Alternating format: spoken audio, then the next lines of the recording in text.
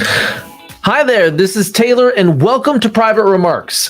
This is a series that we put together here at HACK&Co in order to help people understand what's happening in the market in between the statistics. And what I mean when I say Private Remarks is when you look at an MLS system on the Pro Tools like Paragon, what you're going to see is that there's a little box that doesn't show up on Realtor.ca. It is realtor to realtor remarks, and often it's where the good stuff is.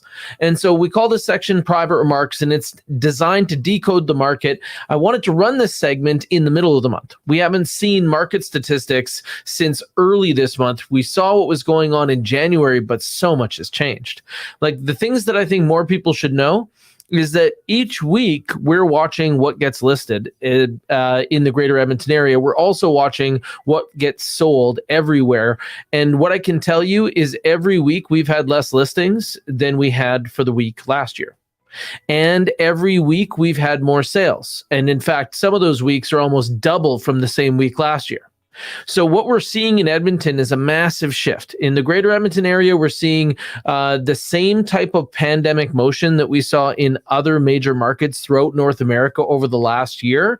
And the things that homeowners should understand here is one, that it should feel like somebody in their houses just got a part-time job. The way that they're building equity is going to be a really positive thing this year, especially in the hottest part of the market. So if you take a look at where the hottest parts are, you're really taking a look at those single family detached dwellings and duplexes and all the bedroom communities. Sherwood Park and St. Albert are in such significant seller markets right now that as stuff's hitting the market, we're seeing offers that we haven't seen actually ever. So I've been in real estate since 2013, and I'm considered uncommon because we've almost sold 1,000 houses since then. And in all of that experience, that wasn't just a length of time, but more mileage in real estate. We often came into multiple offer situations. They can happen in balanced markets. They can happen in well-priced things in buyer markets.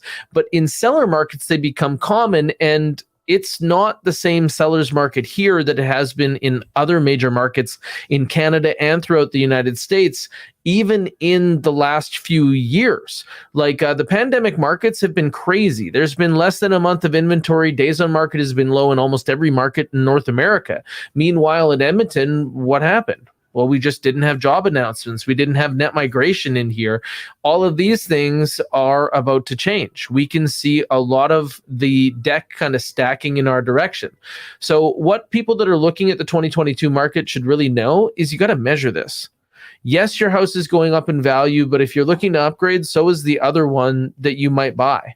And since that higher priced property has more money into the real estate market, it very likely will start to outpace you. It will actually pick up more money from the market than you do because it has more invested into it. So that means the gap between the house that you own now and the property that you want to buy is actually going to get a little bit wider. So by the time that you're really excited about your sale value, it might be daunting and you may not like exactly what you can buy for the same distance that you were calculating it on. So measure again. The other thing is a lot of people are looking at this and saying, okay, how does my mortgage renewal factor into this? Honestly, in many cases, it doesn't. And what I mean by that is that you may want to check with your lender. And often there's lenders out there that have portable products, meaning you can take them from house to house. And also, depending on how much time you have left, get somebody to do the math. Interest rates are going up. Do you really want 1 year left of a low rate, or do you want 5 years left of a low rate? As things start to rise? Those are the questions that you should be asking great mortgage professionals, just like those on our trusted expert list. And then you're going to do what we want everybody to do, which is to calculate according to the seller's algorithm. So you want to take a look at what your property's worth, how much money you're going to get coming out of that, and then calculate what you can do next and whether or not the juice is worth the squeeze, right? So when we take a look at these statistics, what we really want you to know is that demand is calling supply to the market. It happens every year, but it also happens in other industries. Demand is what calls supply to the market.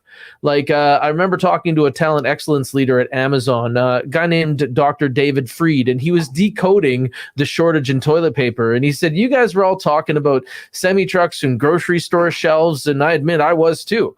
But the truth of the matter is that the demand for boxes to ship for online shopping that exploded much outpaced the demand for toilet paper, and that demand called supply to the market. And what we're seeing here is that there's a shortage of supply of houses, duplexes, acreages, all of these properties in the Greater Edmonton area. And so the demand is calling them to the market. Those people that maybe thought about moving in 2017, 2018, 2019, and the math didn't work, it didn't satisfy your seller's algorithm. If you sold, you wouldn't have been able to do what you wanted to do next. These are the people that should be measuring again, because in 2020 and 2021, we saw real estate suddenly turn and start to fulfill the promise that we all got when we bought it, which is that this is a long-term investment, get your money in, and eventually it will make money. Well, we're pretty excited to tell a lot of our clients that the move they made under the stress of 2020 resulted in some great income for them when it comes to how their equity was built. There's some people that really were ahead of the curve when it comes to this, and the curve's just getting going. So we wanted to announce a little bit of that, talk to you about what's changing going forward, and then also maybe identify the fear. And the fear that I'm seeing when I'm talking to people that are considering moving is I don't want to sell because there's going to be nothing for me to buy. Well, that's because the playbook was from the other way. It's been a buyer's advantage for a long period of time. So being a buyer was easy, and now it's hard, but that just means that where the negotiation takes place has to change. So if a seller's got all the power, when you sell your property, you should be demanding that you get more. That you get more time to find the next property, that there's some other things associated there that are going to give you more options. Whereas before, it was a little bit more balanced. Now the seller can more dictate what they need in order to give them time to decode this market.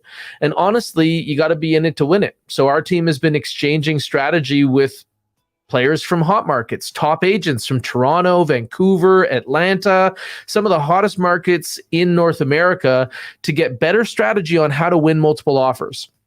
To talk to those listing agents about how they're managing that volume of offers and using them to get those sellers the highest price possible.